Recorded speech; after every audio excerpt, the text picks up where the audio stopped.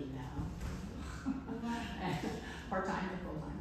And I work with the schools in Franklin County, Vance County, Granville County, Martin County. With students that come in, are still in the schools, and our therapists go to the schools and give them therapy that they need. And I also have some friends that have had breast cancer and are survivors, so I want to pass this information on to them because I think she has a group and community where I live. So thank you. Thank you.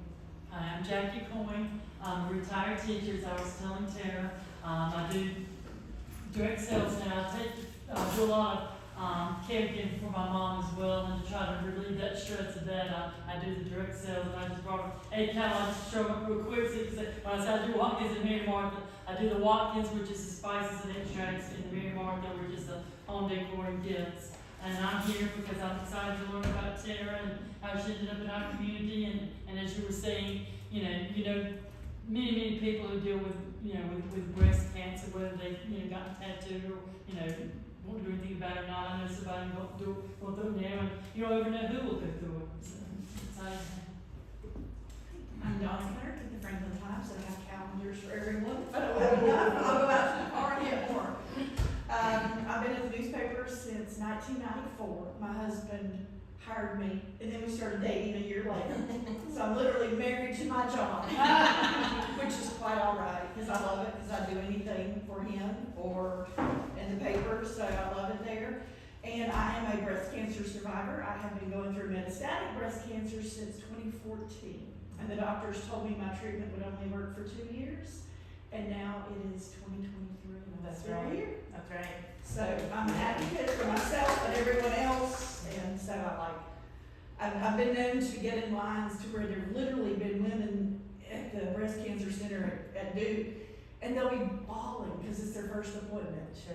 And I'll go back there and I'll talk to them, and I'm like, hey, I have stage 4 and I've been going through it X number of years, so there's hope. Yeah, that's right. There's always hope. Absolutely. So I'm here and thankful that I am. Yes. Melissa Hodges.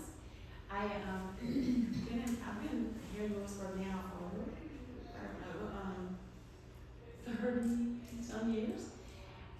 And my husband and I started a business with salsa called Tasting Drinking. We had that for about 10 years. And then when COVID hit, we couldn't get supplies. We kind of put that on hold, but we're hoping this year is going to be something that we can get started again. So we do a Caribbean style salsa, and we do some rubs. And then I'm a Morex consultant. So Morex helps people get rid of the chemical things in their homes to be able to clean it. And so you can clean naturally and easily with just the cloths that they have, and a lot of the other products that they have too. And then I also pet sit, so I'm getting that started. So, It's the pig around this morning. and I Yes, have a it's lot, not one week, she said. and I have other things that I volunteer for, so I stay busy all the time. And I do know people who have been affected by breast cancer, and I did not know that you were here, so I'm excited to learn about this so that we can share it with people to know that they have an option. I appreciate that. So, yeah.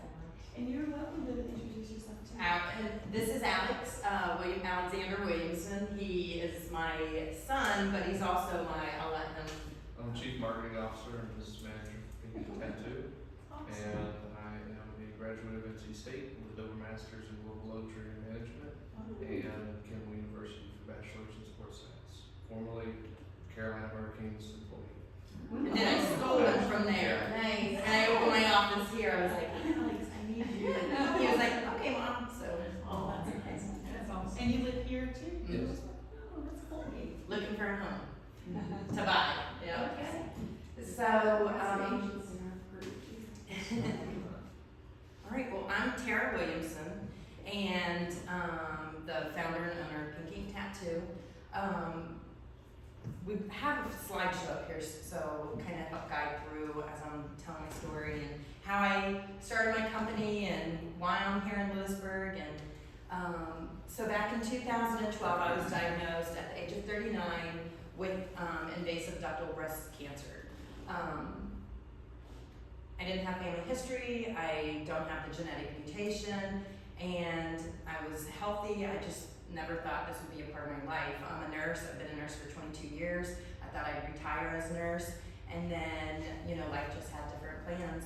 And so, after hours of mammograms and ultrasounds, you know, they found the area that they were concerned with, and my original doctor wanted to just monitor it and said it was calcification. And this is where advocacy for me comes in really strong, because we're our best advocates. So when she told me this, and thankfully I had that medical background, that I said, I'm pretty aggressive, so I said, I don't want to monitor this, I want to do something. And she said, well, we can biopsy it, but it really tear, I think 6 months, we can just keep an eye on it. And I said, no, I'm driving myself crazy. So we did the biopsy, and it came back cancer. Wow. And this was February 28th of 12. By the time we got to surgery in March, which we had to kind of butt heads about, because she was conservative and I was about to save the woman, although I was young, and I knew, you know, mentally and physically removing part of your body, especially your breast as a woman, that was going to be something, I mean, that's not an easy decision to make. But for me, I knew that's what I wanted to do. And she did not want to do that. So we kind of butted heads for a good 4 weeks. And during that period, my dad got really sick, and I had to go to Ohio where he lived and be with him for a couple of days, and then he passed. So literally, and you probably can contest this, like there's, once it rains, it pours, and it's not just dealing with the diagnosis of cancer and, you know, your life turning upside down. There's other things that are happening, and it just seems like everything at once. So at that point, and I'm just gonna talk about it. So I struggled, you know, faith is a big part of my healing and all this, but I did struggle at that point when my dad was dying, and I'm writing his obituary, and I'm dealing with my doctor, and I'm fighting for surgery that I want for my body at 39, and I have 3 kids at home that I need to be a mom and take care of, and I just thought, you know, where are you? And so I struggled really hard with that, and then once I finally surrendered and just said, I can't do it on my own, and my life just changed completely for the better. I mean, here I am today. So, you know, back to that, you know, I came home, and we ended up doing a lumpectomy because that's what she wanted to do to get the cancer out. And that's when the pathology came back, that it was worse than it was, and it was invasive, and now it started spreading, and I just couldn't even believe that I was dealing with this. We could have just alleviated everything a month ago, but here it just sat there for a month and grew, which is pretty quick to go from calcification to invasive in 30 days. So at that point, I found my voice, and I walked in for my post-op, and I just said, if you can't support me in my decision, I gotta go. Like, this is my body, and it's my choice. I've educated myself, I've done the research, I know what I want, I know what's best for me. And then she had a whole change of tune, and we ended up doing the bilateral mastectomy in May of 12. So for me, as a medical professional, as a survivor going through something like this, it's so important to have your voice about anything, you know, that regards your health. You know, get that second opinion, third opinion. If you can't do it, have your partner, your person, speak up and be your advocate, because we have to. And if I would have waited 6 months, I probably wouldn't be here today. And so that was really important, you know, to stand up. So I'm gonna just kind of go over my story, but I know Alex had put on there, I am also a kidney donor. I gave my sister a kidney 22 years ago when I was 23 when I was in nursing school. I left and flew to Arizona, well, we drove, and then did a kidney transplant, and she did really well for about 17 years.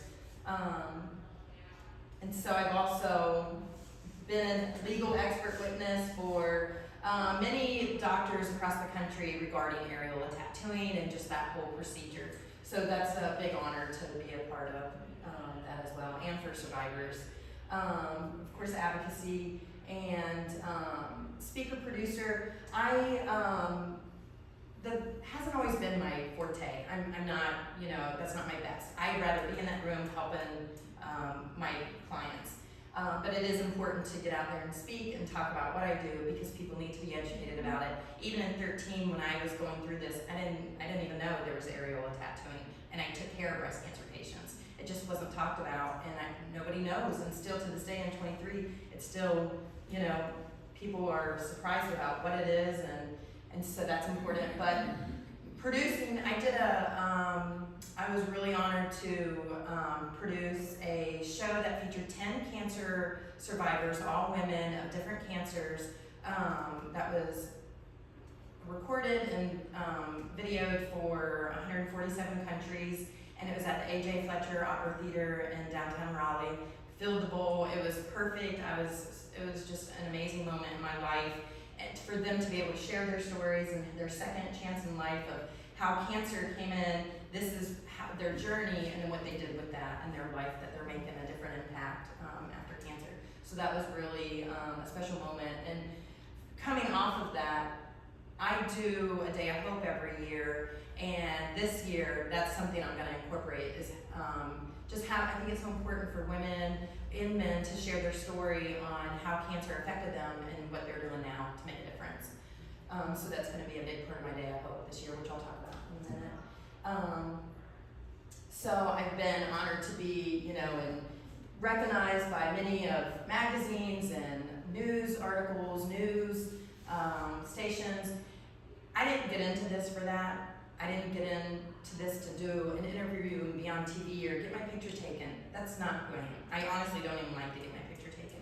What I got into it is because as I'm going through this, you know, surgery and double mastectomy, reconstruction, then I get to that areola part, and I'll tell you about that. But going back to that double mastectomy, and a lot of women that you may know or may not know, you know, meet in the future that have had a lumpectomy or a mastectomy, a single or double. You know, it's a huge surgery, and there's different types of surgery that they offer and for reconstruction. And thankfully, you know, I was a candidate and I was able to have reconstruction. That included though expanders that they put under the muscle, stretch that muscle over months, and then they remove it, put in an implant. And then, which I did December, 5 days before Christmas in 2012. You know, it's not pretty, you've got tubes, and you're just trying to navigate your life after this, going through it. So that first year is a pretty tough year.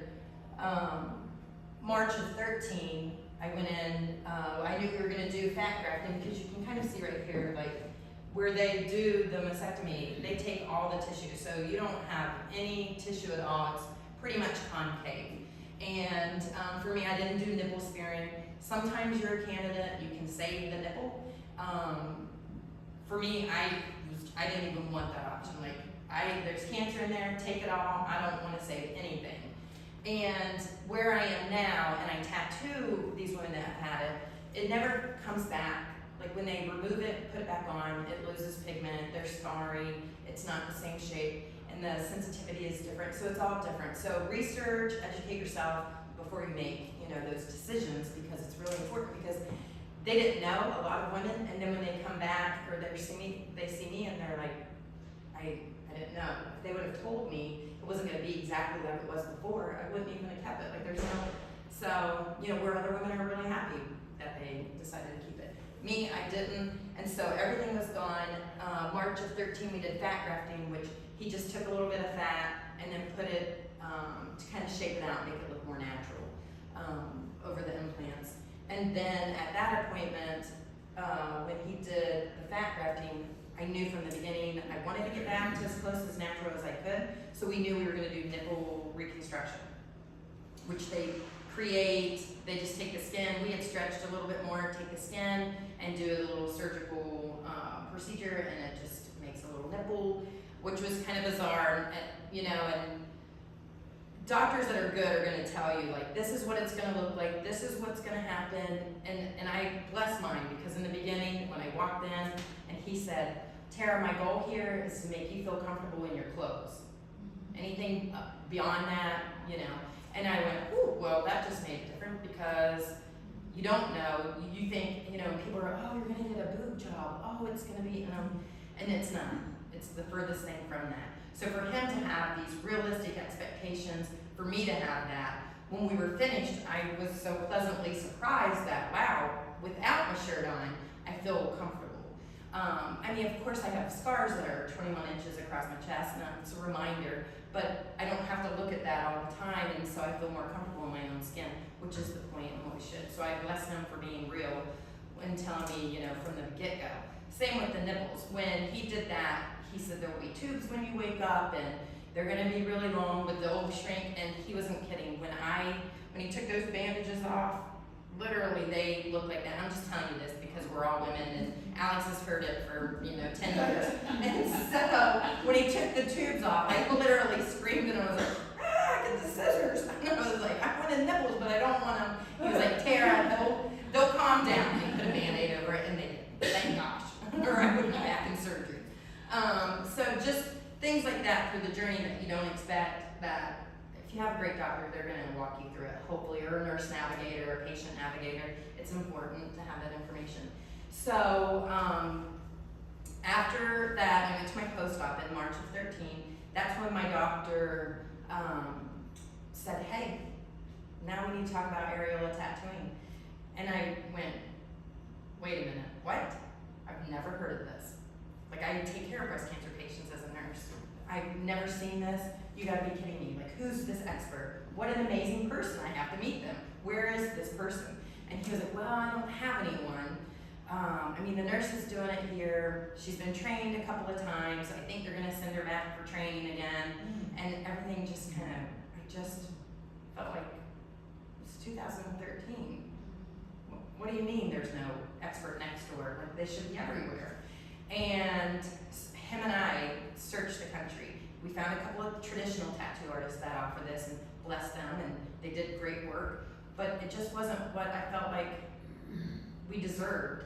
And I'm not intimidated by tattoos. I have a couple tattoos myself, but this is special. And I didn't want to go to a tattoo shop. That just isn't one, I wanted something different. And I ended up having them done at the doctor's office. She got that third training in, and the weekend before I was with my girlfriends, and with my girlfriends, I'm just gonna let you know, there's 7 of us that kind of grew up together from kids, and all in the Apex, Cary area. And in a 4-year period, 3 of us have been diagnosed with breast cancer in 4 years. And I was 39, they were 41, 42, no family history, no genetic mutation.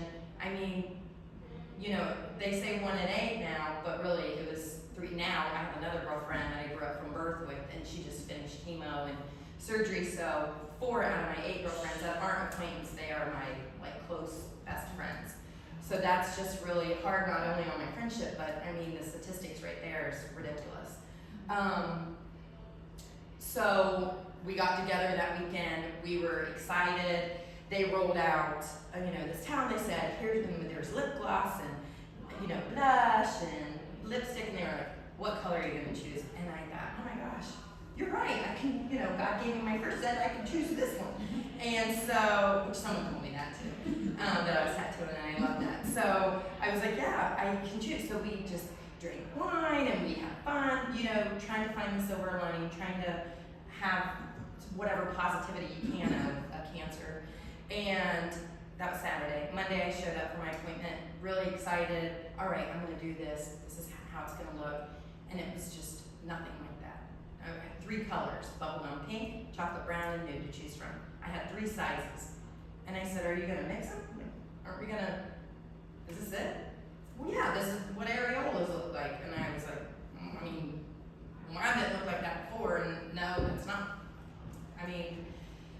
So we go in there in the room, and so that's disappointing, and she puts her music on that she wants, and then of course it's another procedure, feeling in a medical room again, and so all those nerves come up, and I'm laying there with this bright light shining on me, and she's getting the color that I chose out of my 3, and starting to do the tattooing. We got halfway done with 1 nipple, and I was like, whew, I need a break. And she was like, well, why do you need a break? And I'm like, that's like fire. Like, that is so painful. She goes, we shouldn't feel anything. And I was like, do you have lidocaine or anything to numb it? Like, I'm a nurse, you're a nurse, I approve. Please put something on it. She was like, oh, no. And Tara, traditional tattoo artists don't use lidocaine either. And I was like, well, I'm just gonna have to leave. Like, I'm gonna leave here with half a nipple. I cannot do this. And she said, you've had a double mastectomy. All your nerves are cut. You shouldn't feel anything. I said, well, I'm a miracle because I feel everything. It was so hypersensitive. And I just bared down, finished it, and, I just sweating and crying on the inside. It was one of the most painful things I've ever experienced in my life. Surgeries, 7 surgeries in 14 months, didn't come close to that. And so I left there that day, and I was gonna go meet my kids, who are all grown now, and we were gonna go have lunch and celebrate. And on the way home, I was like, I gotta go home. Like, I need some kind of pain medication, something, a Tylenol, something to take, because I gotta lay down. Like, this is on fire. And that was a horrible experience. Something none of us should ever go through. This was supposed to be the celebration part, the best part of it. And that's when literally everything changed. When I walked out of that room and down that aisle, which is a skinny little aisle with dim lights, and it's just a moment in my life I'll never forget that feeling as I'm walking through it, just in disbelief that just happened. And they looked ridiculous, and they weren't shaped right, and I was just so disappointed and heartbroken. I walked through that hallway, and something just came over me, and it was basically, you have to do this, you're gonna do this. And I walked through that door, and my plastic surgeon was standing there, and he said, what do you think, Tara? What do you think? And I said, that's unacceptable, and I'm gonna go train with the best in the world, and I'm coming back and doing this because we deserve the best. And he said, do it. And 8 months later, I called him, and I said, hey, Dr. Pyle, it's Tara. And he was like, what's going on, Tara? And I said, well, I started my business, Pink Ink Tattoo, licensed, insured. I've tattooed 4 women in New Jersey. Here's my portfolio. And he said, get in here. Can you come in today? So I drove to his office in Raleigh and showed him everything I'd done, all my, license and everything. And he stood up and he said, we need a business plan. I said, no, I already have one. And he said, Tara, you get in my office and you help women. You get in here and you help women. You help everyone that you can. And I said, all right. So I was at his office for 7.5 years, and I just kept expanding. And I thank God, that my business has, although I'd love to be out of business because we find a cure. So I just kept expanding and things, and I was just it was too much, In 15, I had to make that decision, continue nursing, because I went to PRN, which is as needed, and I would sign up for, a shift here, 12-hour shift there, and I'd still do Pink Ink Tattoo. But then when it got to the point where I'm at work and I'm getting emails and phone calls, and my focus, my passion and my love was this now. I love nursing, and I love caring for people, but this was where I was supposed to be. So I had to make that decision in 15 to leave nursing and focus solely on my Pink Ink Tattoo. And so as I did that and kept expanding and growing, and now I'm traveling the country, and doctors are reaching out to me across the United States. Can you come to my office? I'm in Fort Worth, Texas, and we know you're going to be speaking at this summit next month. We'd love to meet you. So I was in Dallas speaking at a breast cancer summit and met them, and then started going out there, and I've been out there for about 7 years now in Fort Worth, seeing his patients, and it just kept growing like that. And I knew I needed my own space. I knew that I couldn't be at that office in a room anymore. It was too big. And so that's when we sold our house. We lived 20 years south of Raleigh in the Johnson County, Gardner area. It's the borderline at 4042, if you all are familiar with that area.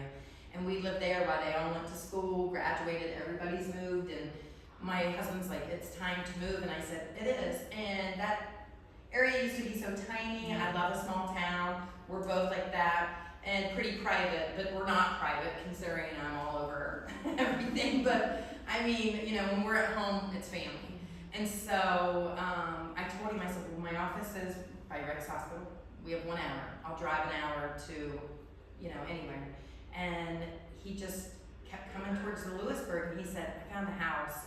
And I said, where? And he said, Lewisburg. And I go, Lewisburg. I know, I'm jumping a little bit. Pardon? Lewisburg. Well, no, I have two friends that went to college here. So when I said, we're going to Lewisburg to look at a house, and they go, well, you know, I went to college, and I go, but I never came up here. So I never saw them while they were in college. They always came back to Cary or Apex. And, so, I know I'm jumping out. It's so interesting, just let it go. So, but the office is so beautiful too. So I'm driving back and forth. We moved here February, it'll be 2 years. And I kept driving through town and I said, gosh, that building just keeps calling my name. If it ever comes available, I'm gonna check into it because I just feel so drawn to it. I bet the history is just gonna be so great. I can't wait to find out what it is, if I even have to, is it even, you know, a space that can be rented or leased or whatever. And honest to God, 2 weeks later after that, I'm driving and a tiny little sign said Rainer Realty, and I went, oh, okay.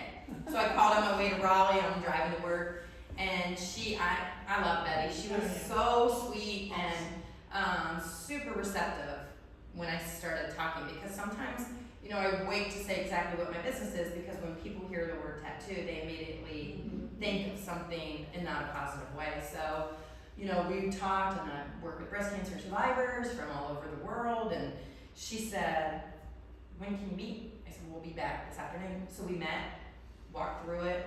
I don't think it had been touched since the 80s. And so I said, well, she told me who owned it, and he wanted to meet me. So we met down in the office, and I said, I want to gut the whole thing. Like, I'm going to bust a whole wall in this. I'm going to make a window opening. I'm going to open it up, bring it up to 2023, put new floors, door handles, doors, toilet, everything, from the toilets, everything. And I need to put 2 sinks in these rooms because this is what I do. And he was just at first taken aback and then a little bit blown away. And then he goes, Tara, I don't care what you're doing here. You can take all the walls down. And I said, and I was just like, thank you. Like, it was just meant to be. And immediately we got started. We went in, and equity sweat, 100%, because my 2 daughters, my son, my daughter-in-law, and my husband and I went in there and literally just transformed that whole space. Thank goodness my husband used to build homes in our last life, so he had all that, you know, knowledge, and we've always been helping him. So went in there and completely gutted it, changed it, and it's so beautiful because the experience I want when somebody walks in is what I felt like I deserved. We all deserve it. It should be more of a celebratory moment. It should be like, this is the end of that journey. I am ready to go live my best life, which I say all the time when women or men come in and they're like, I don't know, like they're so happy and this part is closed now, but the fear kind of comes in sometimes, what do I do now? And I literally have in there, you go live your best life, like it's time to live your best life now. We have a second chance, get out there and make a difference, you know, no matter what it is. And so that's the feeling I want when people come in, even if you're coming in now that I offer permanent makeup, you know, going through, and it started with going through chemotherapy and losing hair, and that includes your eyebrows. So many of my friends and women I know that, who do you refer? Who do you recommend? You know, who does eyebrows? And do they know about medications? And, you know, can I have it while I'm in treatment? And I would refer a couple of folks, and then I would get the feedback. And what we've been through is so sensitive that sure, they might have done beautiful work, great work, but when they post on social media things that are inappropriate, that's something that we don't need to see. I don't need to see that kind of stuff. I just want to see, do you do good eyebrows? Can you give me back some of my face? Can you let me feel a little bit more normal? And so at that point, when I was hearing that, I'm like, I can't refer anybody to these folks anymore. Like, it's not about, you know, people live in their own world and more power to them. They can run a great business, and that's awesome. But in my community, feelings are fresh and raw. And so it has to be somebody that can empathize and have compassion for what we've been through. So that's when I knew right then, I have to incorporate this. If I'm opening up my own office, I have to do this. And I need an expert who can, and a specialist that understands medication and compromised tissue, whatever it may be. And So that's when I brought my daughter-in-law, Caitlin, Alex's wife. She's an OR nurse. She works in Wake Forest at Ortho-NC. And well, then she was at WE.B and she came on board with me and she said, I am here. Like, she's been with us for almost 8 years now, and so she knows everything basically from the beginning. And her compassion for what I've been through, her feelings, she understands it and she knew. So she was doing great, and everything was perfect. And then Ortho-NC has to come in and open an office and say, Kate, we want you to come with us and run our OR. So I was in this point of, I can't leave you, and I'm not gonna leave your, clients. And I said, Kate, this is a fantastic opportunity. You're 25 years old. Go run that OR. Go do your nursing. I'm here. I'm certified in it. I know I'm a specialist in it. I know how to do it. That just wasn't my priority focus, but now it is. Sometimes life has a way of just kind of twisting and turning. So Kate's there if I need her and if she can, but really I've just taken that part of her too, which honestly I love her so much, but it feels so good to be able, like yesterday we went, did areola tattooing, and then we go in the next room and we did eyebrows. And so she walks out just feeling comfortable with me from the beginning, and then leaving feeling extremely confident and comfortable in her own skin, which is how it is. So I didn't know that was going to be a part of me doing this, but I'm truly feel blessed and honored to add that on. So that's how I got to Lewisburg, and I have been there 1.5 years now, and I see people literally travel. They come in and somebody said, well, how did they get to you? I go, well, they landed RDU, and then they rent a car. I don't know, but I know now that there's an executive airport right down the road. So, and I kept my eye on like expansion, what are their flights, because that's something I want to definitely incorporate. If RDU, if we can do little shuttle flights and have, I've had women come from Australia, New Zealand, that was just over the last couple of months. I know. Now, New Zealand, she flew in to RDU, came and saw me. Kate was there at that time. I did her areolas, she went in the next room. She was like, does Caitlin have time to do eyebrows? And Kate was like, I do. And so Kate did her eyebrows, and then she drove to Florida, went on vacation, came back up, and then flew back down. So, or did she do eyebrows on the way back? Either way, and then she flew back out and went back home. And it doesn't matter if you live next door to me and I help you, or you live in Australia or New Zealand. Just to be able to help someone, that's what it's about. But it truly is a blessing, that people say, she does this kind of quality work, this is what she uses in her work, this is who she is, I'm going there. I mean, that says a lot. And so, when I started this company, I knew every single detail. And this is kind of where, and I appreciate this being a women, business forum, because sometimes this doesn't get talked about, but being in a business, when I started it, I knew, of course I was on a mission, not just to help women, but every single detail was extremely important to me. Every T crossed, I dotted, everything I wanted. So when it came to the ink, I wanted to make sure that if we had to have scans in the future, MRIs, CAT scans, whatever, it wasn't gonna affect it. My ink doesn't. It's MRI safe. Where was it made? What country was it formulated in? The USA was important to me. It's governed better. And so my ink is made in the USA. And was it natural? Does it have heavy metal? None. It's natural as far as the look. It looks more like a natural areola, every single color, and I have a wide variety, is natural in its own. Mixed together is just personalized in an individual color that you choose, and that's what we do that day. So, from the ink being gamma sterilized, made in USA, and from that to the aftercare, which as a nurse, infection is an important part of aftercare for me, so that's the last thing I want any of us to have to deal with. So, I use the antibiotic ointment and the non-adhesive bandages, hydrocortisone cream, we go through this whole thing, and so for aftercare for this, and this is something we talk about when they go, oh, my son has a tattoo, and he said put Vaseline, I go, don't listen to anybody that has had a tattoo.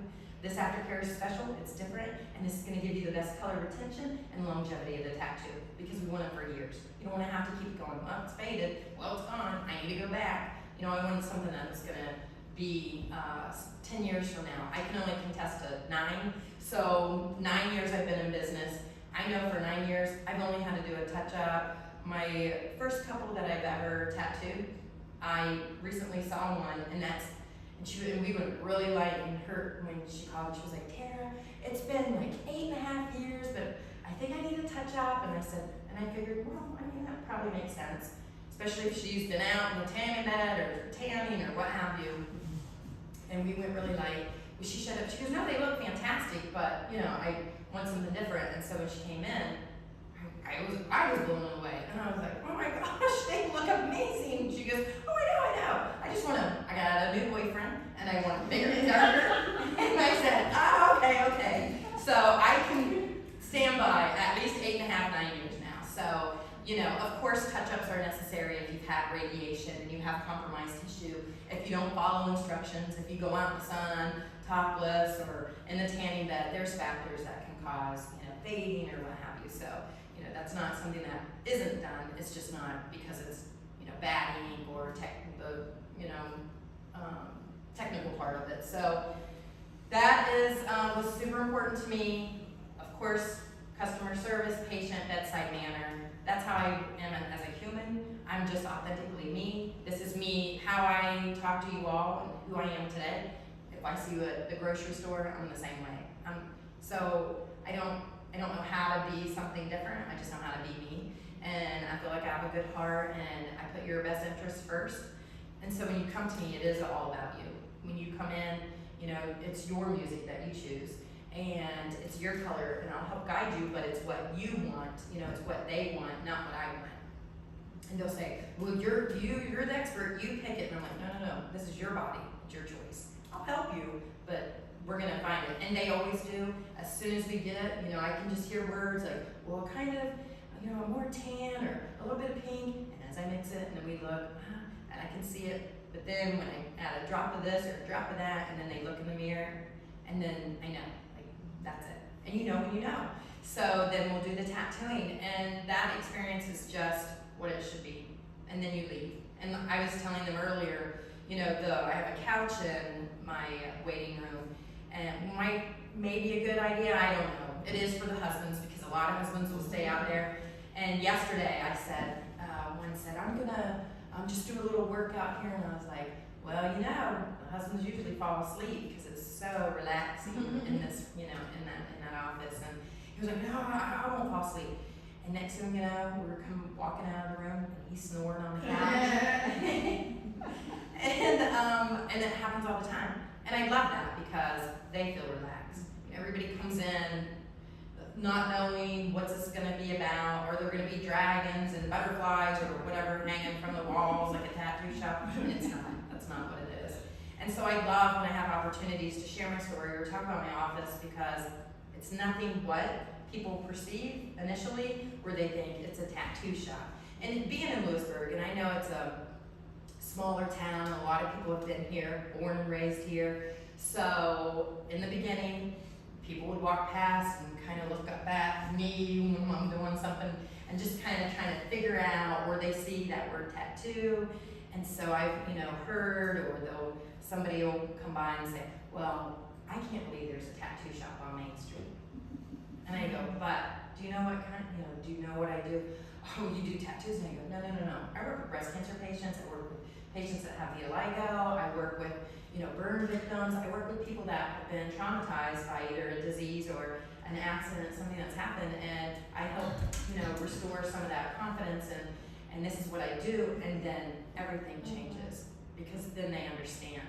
So education is key to really teaching someone it's not a tattoo shop. Sure, that's the word, but what happens inside is completely different. And so that was important to me, and every time I look back here, I see this pink and blue ribbon.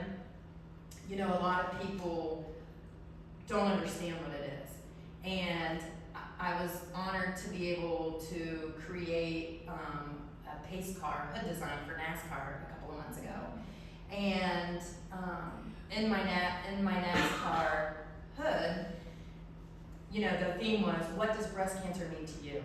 Well, I took it literal, and I literally put in, I don't paint, I don't sketch, I don't do anything like that artistically. And everyone says, well, you're an artist, and I go, you know what, it's a gift that I found through my breast cancer journey.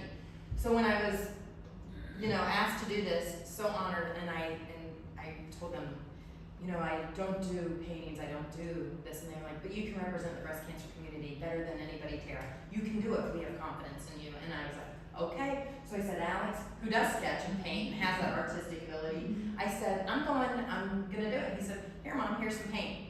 Just put your feelings out there. And so I started, and I said, well, this is important to me. And that blue and pink ribbon, I put in there, and a certain insurance company who is part of this whole NASCAR said, well, we're a little bit confused about that ribbon. What is pink and blue? And I go, you work for insurance. What do you mean you don't know what it is? And I said, that's the internationally recognized ribbon for male breast cancer. Male breast cancer, and I said, men get breast cancer too. And, well, we know that. And I said, I'm not gonna take that out. I see men all the time. Not, of course, not as many as women, but he's a mayor of a city, I thought it was North Carolina, but I think he's in South Carolina, and him and his wife came up, and I'm tattooing him because he had a double mastectomy. And he took his experience and started his own coalition, Male Breast Cancer Coalition, where he spreads that word about. And having his platform as a mayor of a city can go out there and share, like, men get it too. And you know, here he is in his 40s with breast cancer, no family history, and he has it. So that was important for me to acknowledge, recognize, and share that information that men do get it too. And they just were real hesitant about me putting that in that tree, but I was standing firm. You asked me to do this, I'm not changing anything. And I put it in there, and I said, this is a male-dominated sport, NASCAR. There's a huge race this day and tomorrow. Why not, where else better to put this out to educate all these younger men, like, hey, you know, maybe you have the genetic mutation, BRCA1 or 2. Check yourself, be aware that you can also get breast cancer. And on the sidebar of that, when I did a Day of Hope, I think it was like my 3rd or 4th year doing Day of Hope, we had done a fundraiser on a motorcycle, and I said, gosh, this was just so fun. And then the next year was my time to do Day of Hope, and I said, I think I'm gonna do a bike ride. And my husband, who that was his first vehicle when he was 16, was a motorcycle. But we had kids, and we were young parents. I said, no, we gotta be here in Hawaii for them, so the bike's gone.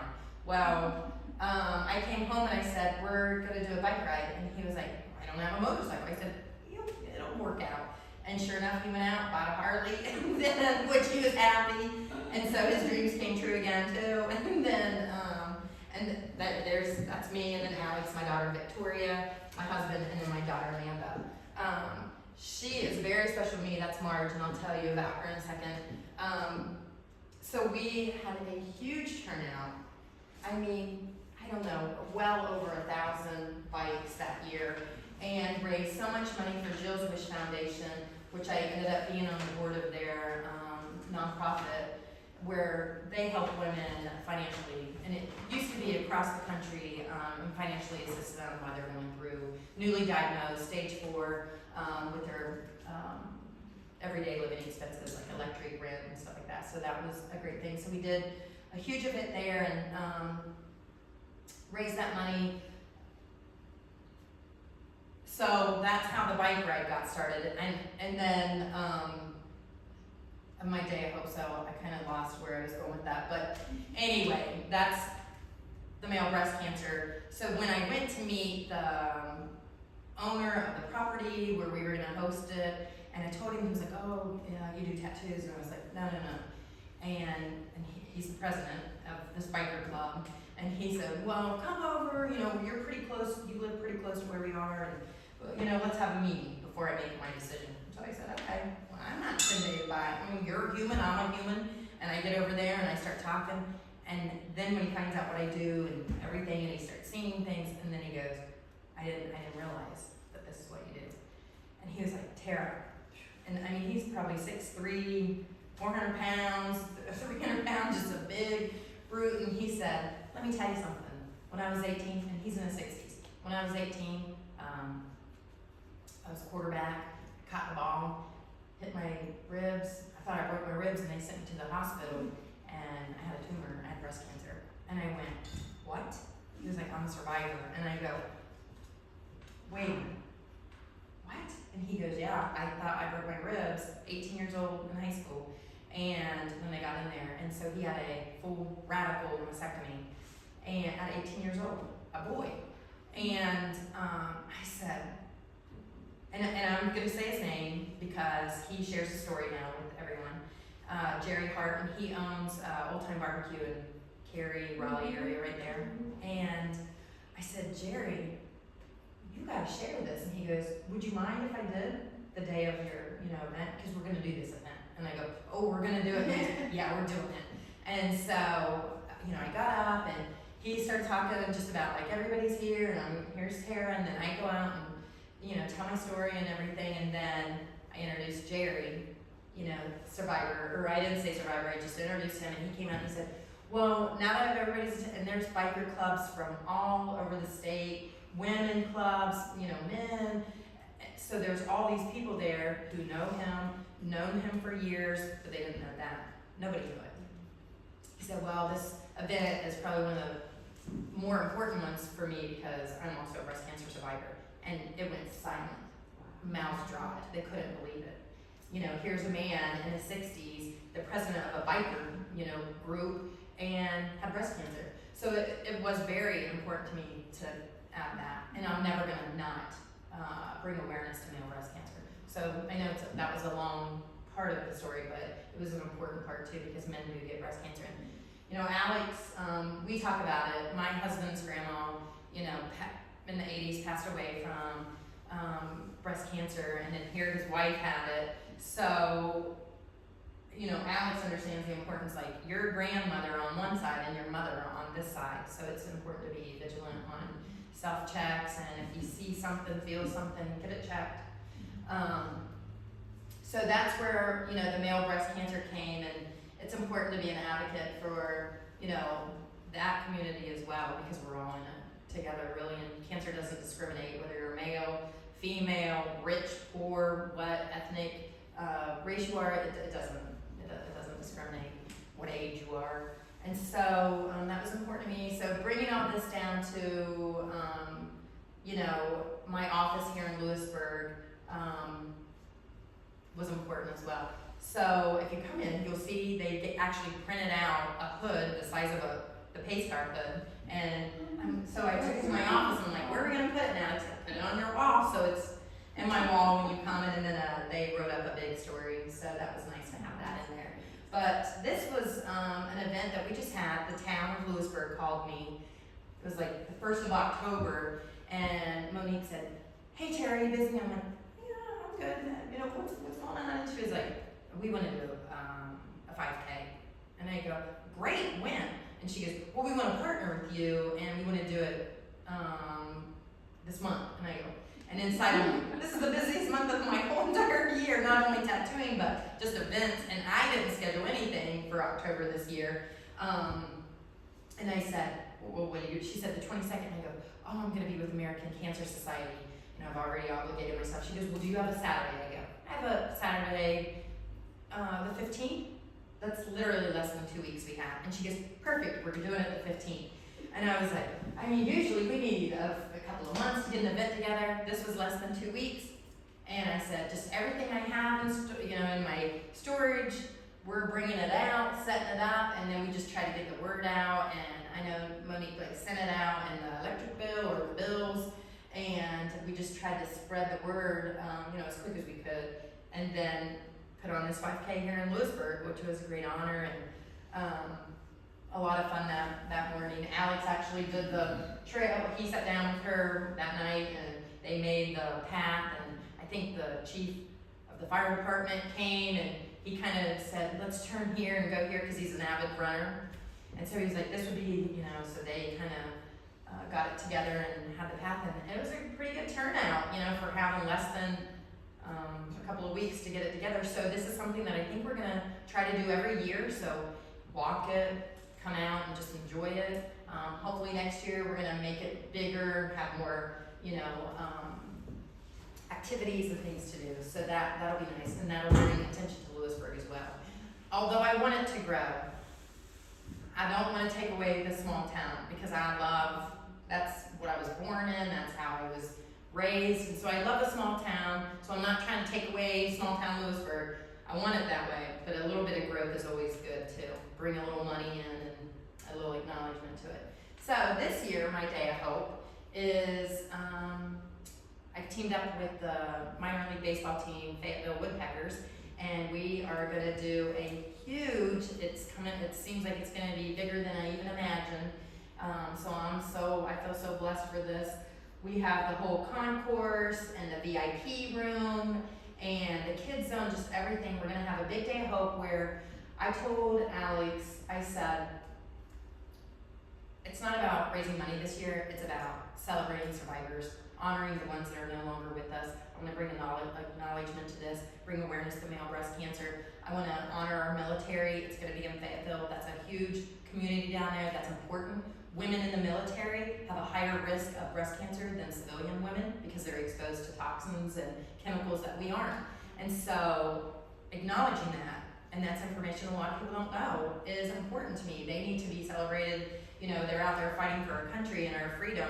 I want them to feel special that day as well. So I want a pampering day. I want women to share their story, have a male come out and share his story. So kind of like I did with the A.J. Fletcher, have 4 or 5 survivors come out and talk about what they do, after life after breast cancer. But I want to have it be a whole community and education, celebration. So every nonprofit, especially in North Carolina, I wanted to keep it more NC and have the nonprofits that are, whether it's the mental wellness or the financial assistance, driving back and forth to chemotherapy or your doctor appointments, whatever nonprofit that you help in this breast cancer community, I want you there. And so I've invited every nonprofit that I know of and that I can stand by, and then others that are new to me that have been introduced that are in that Fayetteville area and make a difference down there. And they said, we want to be a part of it. And I said, absolutely. So everything's free to the public. Everything's free to them. There's no charge for anything. So I wanted to come out, and every nonprofit that people can walk and get information. Hey, I didn't know that there was a supplemental income for wigs or bras. You have this, I can get a wig, and just have resources. Or you drive people to Duke, but I live here, in Fayetteville, or I live in Lewisburg. I can get a ride, and they give gas cards or what have you. So I've invited all these nonprofits to be there. We know American Cancer Society is definitely going to be there. They were my number one. They said, you count us in right now. And then Duke Cancer is going to be there. So it's, big, small, it doesn't matter if you have 1 employee or you have 100,000. I want nonprofits that benefit our community, my community, to be there so that we can have educational resources. Because although you may not be diagnosed with breast cancer, maybe a family member, a friend, somebody at your church community, that's why it's open to the public. There's no fee for anything. So that's how I wanted it to be this year, more about celebrating education and just sharing that knowledge and information that other companies have. Because even to this day, I've been in this for I'll be a survivor. May will be 11 years, and some of these nonprofits, I'm like, I didn't know that you offered this assistance, or if I would have had this resource, I would have shared this with clients that I see, that would have helped them so much. And so it's important, and to have like a meeting like this is important too, because now I know that there's resources that can help people I see that might live in Youngsville or Wake Forest and need something from one of you all. So I'm really truly blessed to be here today to get your information. So that's important. This was my Drive for the Cure 250, the PACE card that I did back in October, September. And then Susan G. Komen, I've been involved with them from the beginning. I did my first walk, a couple months out of my last surgery, so literally walking with these expanders in, and I don't recommend that, but walking's good, exercise is great, but maybe wait and heal a little bit. About a block down, I'm like, woo, I'm pretty winded. So, but I've done it every year. And back in 17, right before COVID hit, they reached out and said, Tara, can you, we have something we want to ask you. Can you lead our race here in Raleigh? And I said, well, sure, what would you like? And they said, well, we know you did the bike rides a couple years in a row. Can you lead the Coleman walk on motorcycles? And I went, are you sure that it's a walk? And they said, well, it's never been done in this country, and that's how we want to do it. We want you to do it. And I said, well, I'll be honored. And she said, you get it together, however many you want, it's all on you. And I said, okay, perfect. So that year, I wanted to be impactful but small, because it wasn't about motorcycles, it was about walking and the breast cancer. So it was my husband and I, which of course it's pinked out, and then a lady from Duke Cancer Institute called me and said, she was like an executive director, and said, I'm gonna ride, I'm a writer, can I ride with you? And I said, of course you can, and what great way to represent Duke Cancer. And then I had another lady who was from the Day of Hope that I had done the year before, who had lost her mom and her grandma, so breast cancer was very important in her life, and she was in the middle of like doing scans and doing stuff, so she wanted to ride. So it was the three of us, and it was kind of nice because it was little, but it just kind of came off and led the walkers. So that was really successful and impactful, got a great feedback on all that. And then COVID hit, no walks in person. This year it came back in person, and they asked me again. And so I go, let's do it a little bit bigger. So I called some family members, which in my family, not history, but my husband's family, that word breast cancer is just a really important word and sensitive word. So when I said, would y'all like to join me? And some of his cousins ride, and they were like, we will absolutely be there. They loaded up 4 in the morning and drove all the way up from Williamson to unload and set up to ride a 20-minute ride and then run back down to go back down to Lewisburg, because they had a graduation or something was going on that day. But that's how important it was to them to be a part of that. So I'm pretty honored to be asked to do that. So we'll see what this year brings. And then speaking, I've done that a lot, which is, so it's, like I said before, it's not I didn't start this to be like, look at me and I gotta speak, but then I found myself like, I need to inform people about what I do and how important it is and what it gives back to us. Some women are fine with never doing the tattooing, and I respect that. If they are comfortable in their skin, and that's what it's all about. If they can get up in the morning and they're like, I don't need that part, that's not who I am, and I don't have to have nipples or reconstruction. I respect that so much. But for someone that does want it, male or female, and they're like, I feel like something's missing, I need that, I'm here for them. So that's what it's about. So just doing, these events and being involved in things like this today, whether it's one person or 100,000 people at an event, if one person does get that information, it goes and it spreads. And I've met so many women that are like, what do I do? You found your calling through your breast cancer. What do I do? Like, you started areola tattooing, and what am I gonna do? I have this cancer diagnosis, I've had my surgeries, my treatments, I'm done, now what do I do? And that's when I say you go live your best life. And you don't have to start a company. You don't have to run out and be like, I had cancer and now I'm gonna start this company and help everyone. You could be at the grocery store and say you have something on because you just left an event or what have you, and somebody behind you just got diagnosed and they see that and a little conversation starts. You could literally change somebody's life right in that moment, and that might be your reason and your calling and your path, because you could just have changed that person's life that said, I'm alone, I don't have anybody, I don't have any resources, because nobody put those resources in my bag when I went to my doctor appointment. I don't know what to do, so I'm gonna end it. Like I'm done, because I'm not gonna live this way. And you could have just, that hug or ear, shoulder, could have just changed that person's whole entire outlook on life. And so for me, it's not, you don't have to run out and start a business. You can run out there and just have a heart and an ear and a shoulder to change somebody's life. But, so for me, you know, I did start this business, and from the beginning, it was always about my mission, and I think I've become successful and been doing this over 9 years now because it's about that. In the other business world, customer service, but for me, it's more about how can I help you?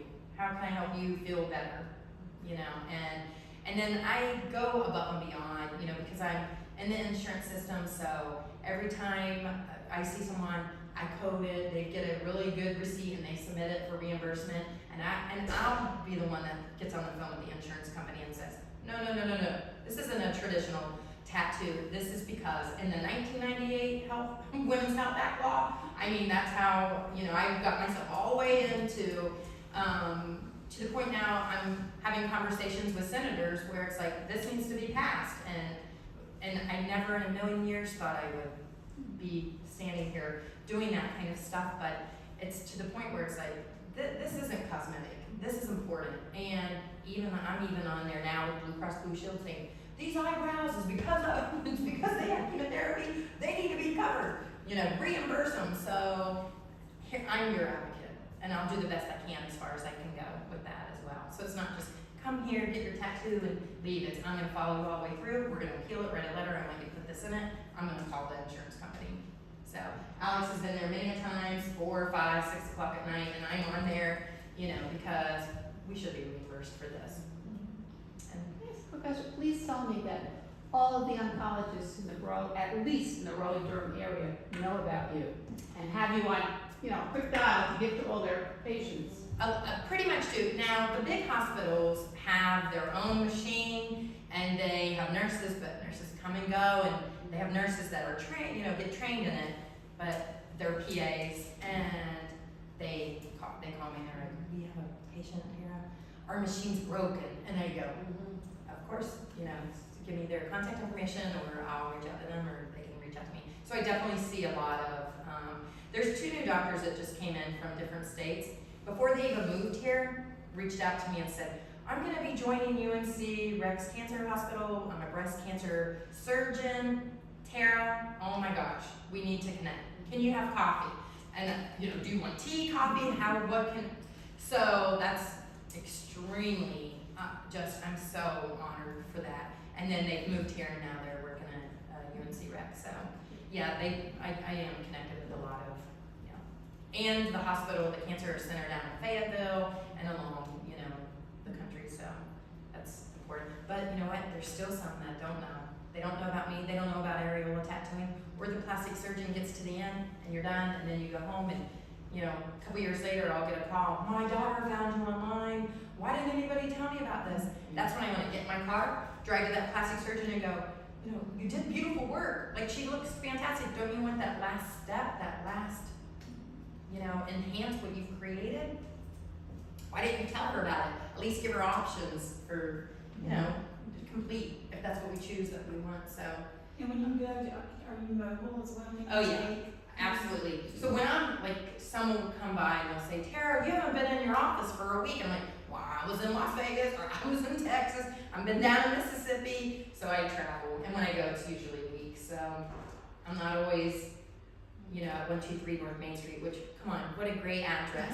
When I tell people, they go, oh, that's so meant to be. So hopefully one day I'm going to try to buy that building because I cannot change 123. So these are just some of the news, WRAL, ABC. Actually, the CNN with Elon University and CNN did a story a few years back, and they reached out and said, hey, we have been researching you, and we'd love to do our final story, their thesis, their graduation story on you. And I said, oh my gosh, I'd be honored. So they came to the surgeon's office where I was, videotaped it, interviewed some women that I had tattooed, the doctor, and they actually won the Emmy. It's a Journalist Emmy Award in the country. So they flew to LA, and it's the whole production. It looks like the Grammys and red carpet and everything. And she called and she goes, "Tara, we won." And I go, "Jasmine, what?" And she goes, "Out of everybody in the country, your story won." And I said, "You did the work." She goes, "But it's your story." And so I'm just so honored. So they won that. She went on to be a journalist and news reporter down at W.E.C in Williamson. Well, I go there and tattoo. So one day I was down there and she goes, "Can I come and interview you again?" And I go, "Of course." So she did a big interview down for Williamson, and then she went to Philadelphia. So her family's been affected by breast cancer, so it's important to her as well. And so these are just some of the things. Now, American Cancer Society, of course, I've always supported them and their mission for making strides. This year, they asked me to come out, and then, after that event, she called and said, "Can you and Alex come and meet me for lunch or coffee?" I said, "Sure." So we met in Wake Forest. She drove from Sanford. We met in Wake Forest and had lunch with her, and she said, "Well, I want to officially invite both of you," because she knows the value of Alex as well, and said, "I want both of you to be an executive ambassador for Making Strides Against Breast Cancer for the American Cancer Society for this year's event. And Tara, we want you and Alex to be head of the survivor portion of the," and I was just, I mean, there's not even words. It gets me emotional, because my goal walking through that hallway that day was, we deserve better than this. And then now here I am, 9, 10, almost 11 years later, just the people that I meet that impact my life, and moving here and changing my folders and putting, the business part. Alex goes, there were just like thousands, and he said, "Mom, look at all I said, look at all the women that I have met. Like, look at all the women." And he goes, "Look at all the women that you have touched and their life impact." And I said, "And me as well," because it goes, like, I get to live vicariously through your experience because I didn't have that. And that's what it's about. So it's not only a healing for them, it's a healing for me. So to be part of, these hurricanes and NASCAR and all that, it's just bringing more awareness, and it's just important to get it out there, because a lot of people, when they're first diagnosed or going through it, I don't want to see a pink ribbon. I hate pink. I just had this conversation yesterday with somebody who's going through, she had the deep flap surgery, which is a 10-hour, most of the time, 8 to 10 hour surgery, where they remove tissue, put it on here so you're more natural, you don't have implants. And she was like, "I hate pink, I hate the ribbon, I just hate it all. I think, it's not glittery." And I go, "I get it. And I respect that. It isn't." Of course, my name is Pink Ink, tattooed with pink ribbon.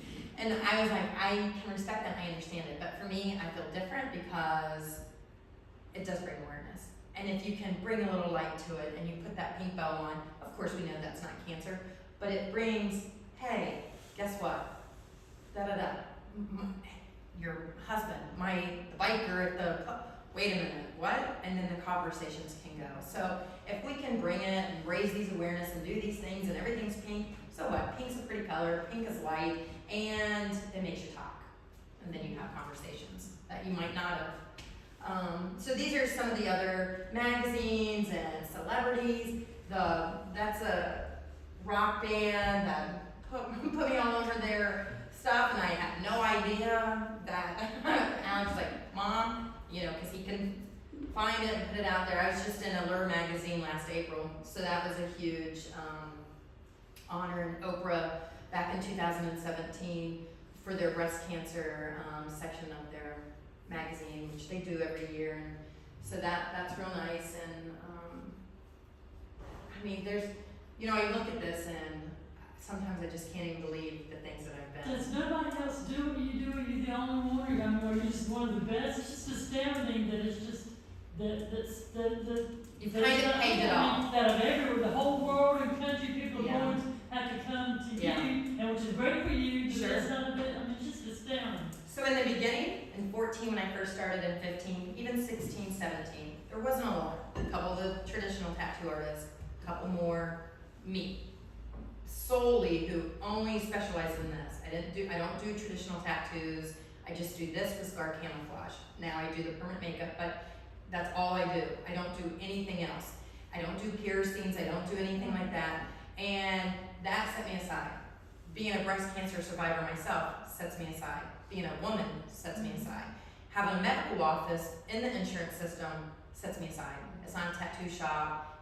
You're reimbursed with me. I'm a medical professional. So all these different factors just lined up to make me set aside than somebody that just went to aesthetic school and learned how to tattoo, and now they're gonna do areola tattooing. Now, 2023, everybody on the corner of every corner of any beauty shop, hair salon, permanent makeup, tanning salon, now are specialists in areola tattooing. So for me, it's extremely important to, I'm an option, do your research. Where do they get their ink? How much experience do they have? What is their mission? Like for me, my mission has always been, passion over profit. Because this isn't a job to me. I can work all day. When I travel, I start at 8 a.m., I don't finish till 6 p.m. I barely go eat a banana or have a drink of water. It's terrible, especially having one kidney, and my husband's like, you can make a lunch break, but I can't because I know I might not be there for 6 more months. And people, when I go to, I just came back from Tupelo, Mississippi, people from Alabama and all the surrounding states come to his office also. So I see his patients, but I also see surrounding survivors that will come to his office. And I'm so fortunate that Dr. Buckley is like, anybody can come. And we were in Las Vegas last week on the monorail, and she saw my bracelet, and the conversation started. She goes, "You go to Mississippi?" And I go, "Yeah, I go to Tupelo." And she goes, "Dr. Buckley? This is some lady from somewhere in the country."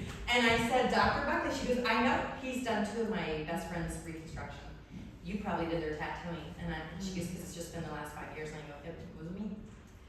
Small world, big world, but a small world. Here I am on a monorail in Las Vegas, and she knew exactly who I was after the conversation. And she got on that phone and texting her friends quick.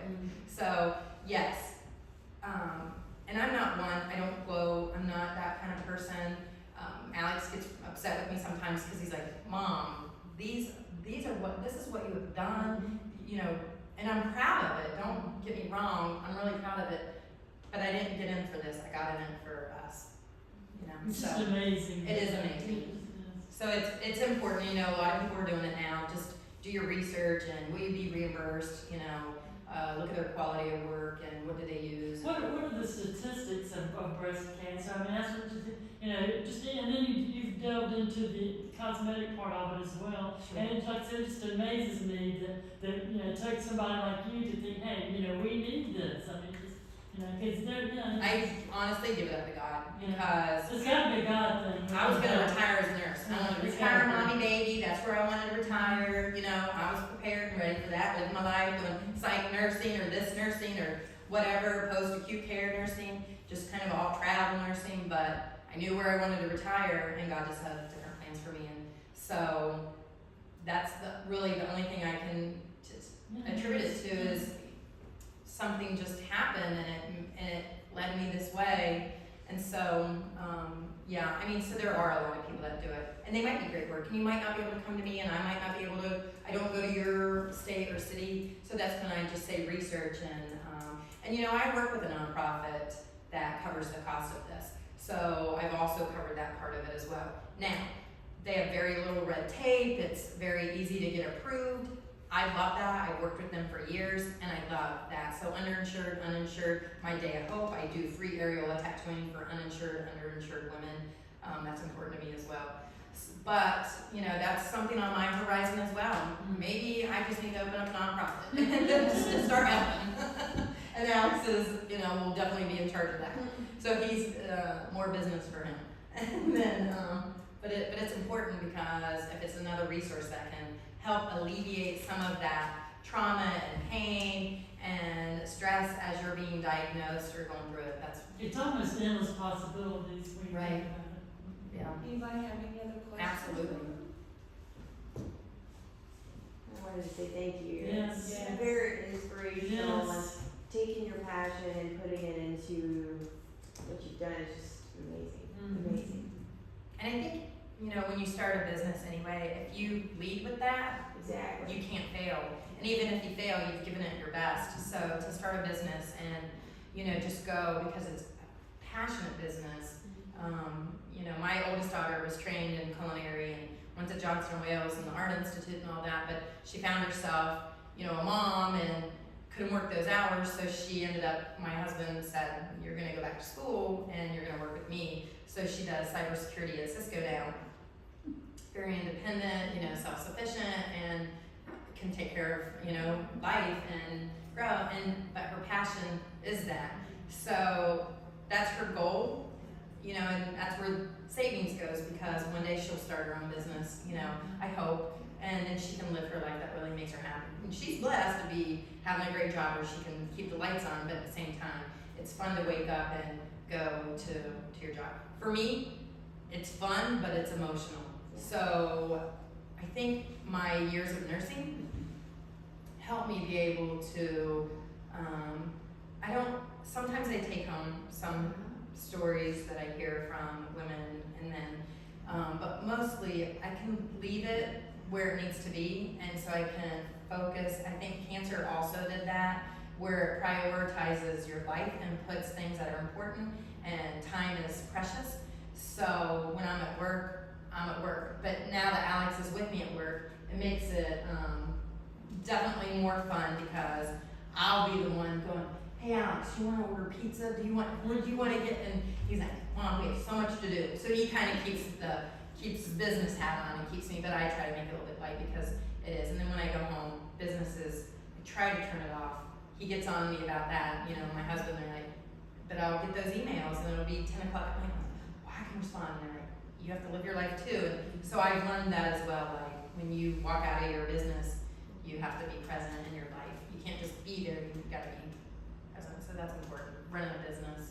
So I appreciate it. Well, we would love to stay in touch with you and help get out any information that you want us to help. Absolutely. And we'd love to set up a time to be able to come over and go through the office. I would love that. Yeah, absolutely.